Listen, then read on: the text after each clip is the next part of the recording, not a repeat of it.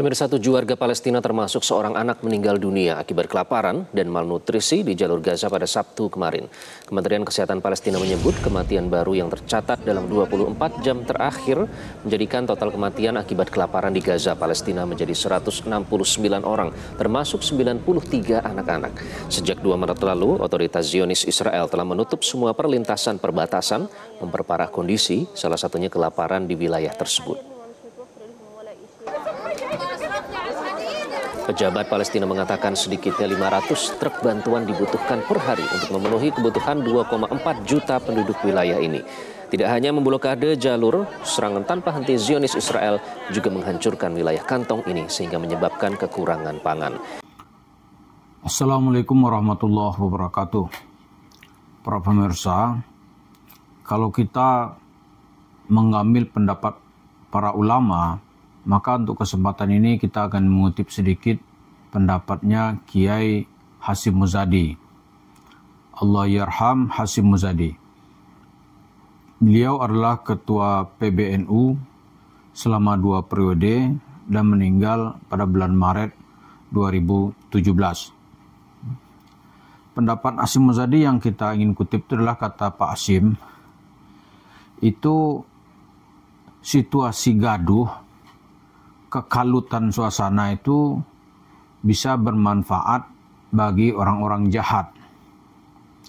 Misalnya dia mencontohkan ikan lele gitu. Ikan lele itu akan hidup gemuk, segar bugar kalau banyak suasana keruh gitu.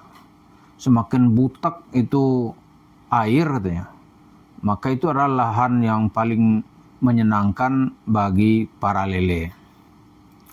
Nah, sekarang kita ingin mengungkap, itu kan soal-soal sedekah ini adalah soal yang paling mudah menyentuh emosi umat Islam untuk bersedekah dan mengeluarkan uangnya. Nah, Yusuf Mansur selama ini kan adalah tokoh yang paling utama di dalam mempelopori bahkan mengumpulkan uang sedekah masyarakat. Lalu dengan uang itu dia menjadi sangat kaya raya. Dari situ nanti investasinya seperti warung steak and shake bertambah, lalu bertambah. Tahun 2025 ini dia akan mengumpulkan menambah warung steaknya itu menjadi ratusan. Kalau tidak salah di tahun 2025 ini dia akan menambahnya 100 lagi gitu. Tapi Yusuf Mansur tentu tidak sendiri, karena di sini tidak ada perangkat hukum yang bisa menghentikannya. Maka sekarang ada kelompok-kelompok lain juga mengikuti cara Yusuf Mansur. Mau dibilang sesat dia nggak peduli juga, mau dibilang bid'ah apalagi, mau dibilang nggak sesuai ajaran Islam dia nggak ada urusan. Yang penting menawarkan ide-ide kepada jemaah, lalu dengan itu dia mendapatkan uang. Ini di bawah ini nanti akan kita sampaikan ada semacam yayasan kah namanya atau NGO kah namanya. Dia mempelopori sekarang situasi yang buruk di Gaza itu didorong orang untuk berpuasa Senin Kemis. Lalu katanya niatkan pahalanya untuk masyarakat Islam di Gaza. Ini kan cerita yang aneh-aneh aja nih. Puasa itu pertama untuk kepentingan diri sendiri. Kalau untuk orang lain ya didoakanlah, doakan orang gitu. Lalu nanti apa hubungan puasa dengan sedekah? Ya kan? Di ujung-ujung cerita nanti ada kiris. Silahkan transfer dana terbaik Anda untuk masyarakat Palestina. Kita jangan pula dianggap nggak peduli aja. Ini persoalannya bukan nggak peduli kepada orang Palestina, tapi kita ingin melihat angle yang diambil oleh masyarakat ini.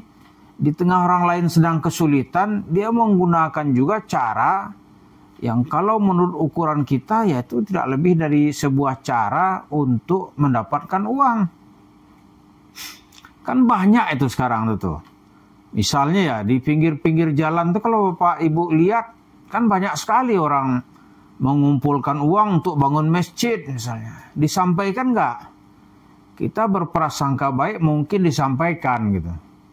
Tapi kalau yang udah jauh-jauh ke Gaza segala macam, siapa penanggung jawabnya? Ini dulu nih. Kalau nggak ada penanggung jawabnya, terus dia menyalurkannya kemana? Ya kan?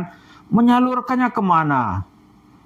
Ini jangan diartikan kita alergi orang mengumpulkan dana, apalagi sampai nuduh-nuduh kita, oh ini agen Mossad, enggak itu urusannya.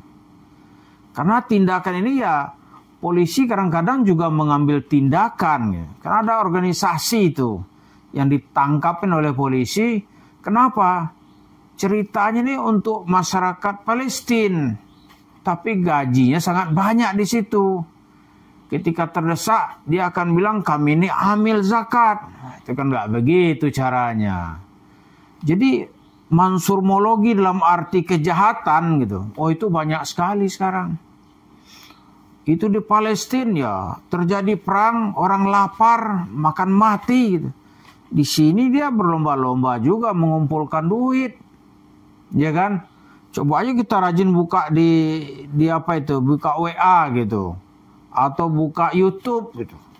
Baru kita buka sudah datang itu apa tuh spill itu iklan bagaimana membantu orang-orang di Gaza. Kita hanya bertanya aja kadang-kadang ya. Ini penanggung jawabnya siapa ini? Disampaikan nggak gitu? Ya kan? Disampaikan nggak gitu? Kalau kembali kepada cerita Yusuf Mansur tuh mengambil angle uangnya itu harus kecil. Gitu. Kalau cerita Yusuf Mansur nih, uangnya itu harus nilainya semangkok bubur. Misalnya bubur ayam Cianjur atau bubur ayam Sukabumi, bubur ayam Cirebon. Nilainya berapa? Ya, kita ambil 20.000 udah gitu. Di kalau 20.000, orang nggak ada yang akan nuntut ke kantor polisi kalau ternyata terdapat penyelewengan. Itu yang dimau oleh Yusuf Mansur. Dia mau ngambil itu kecil-kecil. Tetapi jumlahnya ribuan. Kan banyak juga. Misalnya nih, ketika Wirda Mansur membuat komunitas Milenium Anti Bokeh. Itu dana yang dikumpulkan berapa? Paling tinggi kan 100.000 kan? 100.000 orang kalau tertipu paling marah doang. Sialan nih tipu. Kan gitu aja. Kalau kata orang-orang di Medan nih, dicopet nyawa. Tapi nggak mungkin dia mau antri melapor ke Bareskrim, ya kan? Atau ke Kapolda sana, bagian Bareskrim di Polda akan memeriksa dan memproses. Nggak mungkin itu. Ya kan nggak mungkin. Nah, ruginya 100.000, nanti waktu yang dihabiskan berapa lama? Gitu. Jadi dia mengambil dalam sisiran yang tipis. Jadi Mansur pintar juga dia. Kita anggap ini semangkok bubur yang nggak berharga. Tapi begitu dikumpulkan menjadi sesuatu. Memang di tangan Yusuf Mansur jadi sesuatu. Bayangkan tuh cerita teman-temannya dulu yang lu fanatik ke dia itu tuh. Ya kan, sekali datang ceramah dia 2 bulan dia gugah orang untuk berinfak. Infak itu nanti di infak itu nanti dia mendapat katakanlah sekali datang 2 miliar. 2 miliar itu kan udah jadi sesuatu itu. Ada orang menuntut nggak? Enggak.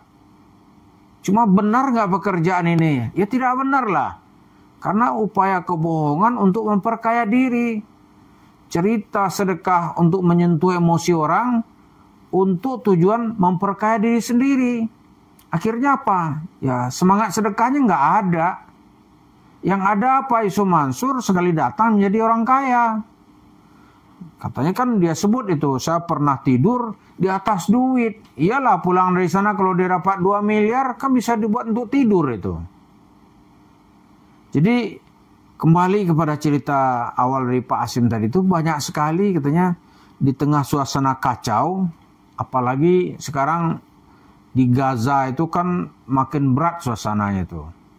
Israel mau mengontrol seluruh Gaza gitu. Dan meminta warga Palestina, orang Gaza itu untuk meninggalkan tanah kelahirannya atau tanah leluhurnya paling lambat tanggal 7 Oktober. Pemerintah kita telah menyediakan sebuah pulau di Pulau Galang itu dekat Riau sana itu untuk menampung alasannya 2.000 orang Palestina. Ya kan? Ya ini dalam perdebatan sekarang ini. Tapi kita lihat ada juga orang-orang yang non pemerintah menjual isu-isu agama, mengumpulkan dana untuk Palestina yang kita tidak tahu siapa penanggung jawabnya gitu. Nanti kalau barang nggak sampai ya dia nggak ada juga persoalan. Jadi itulah yang kita lihat, Yusuf Mansur mencoba mencari harta masyarakat ini yang paling baik menurut dia itulah melalui sedekah. Lah iyalah, kan nggak ada modal. Anak cerita bohong-bohong, tipu-tipu sikit gitu kan. Orang tertarik, lalu dari situ melahirkan uang yang sangat banyak. Karena itu mari kita berhati-hati, termasuk hal yang kecil ini jangan sampai dari uang kecil yang kita sumbang itu digunakan untuk memperkaya diri sendiri dan nafsu duniawi yang tidak terkendali. Yusuf Mansur layak kita soroti dan orang-orang yang seperti dia. Karena itulah sekarang usaha apapun namanya pantas kita curigai, termasuk warung steak and shake-nya Yusuf Mansur. Terima kasih. Assalamualaikum warahmatullahi wabarakatuh.